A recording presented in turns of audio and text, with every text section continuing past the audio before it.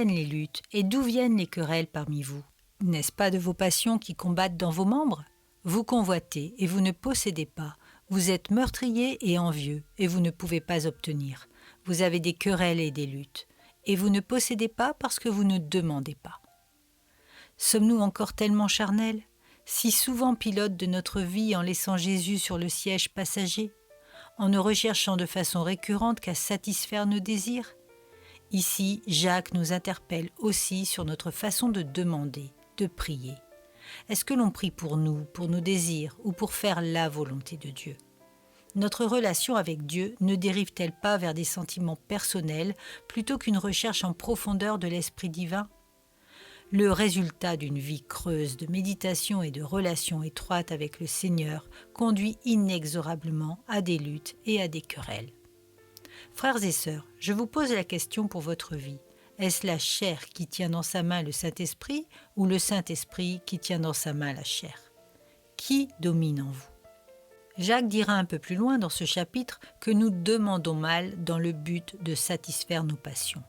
Pourtant, le psaume 37, versets 4 à 5 nous dit clairement « Fais de l'Éternel tes délices, et il te donnera ce que ton cœur désire. Recommande ton sort à l'Éternel, mets en lui ta confiance, et il agira. » Nous pouvons aussi y ajouter Matthieu chapitre 6, verset 33. « Cherchez premièrement le royaume et la justice de Dieu, et toutes ces choses vous seront données par-dessus. » La recette pour ne plus avoir de lutte et de querelle est dans ces deux versets. Et il y en a bien d'autres, tant Jésus ne cessera de ne jamais décider ou demander pour lui-même, mais d'ajouter « Ma nourriture, c'est de faire la volonté de mon Père ». Le fond et la forme de nos prières doivent être sous l'autorité de l'Esprit qui nous guide vers la sainteté et plus sous l'autorité de notre chair, influencée par le péché et le tentateur.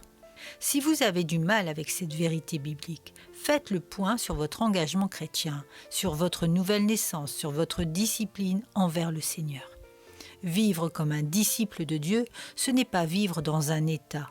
Je dis bien un état revendicateur, colérique, de convoitise permanente et de désobéissance à la parole de Dieu.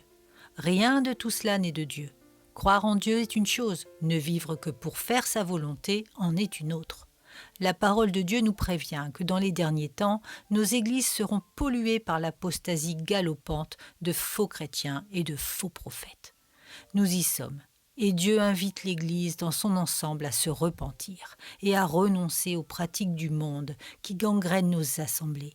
S'il y a des luttes, des querelles, de la convoitise, des choses abominables, comme le dit Jacques, alors vous ne possédez pas parce que vous demandez mal.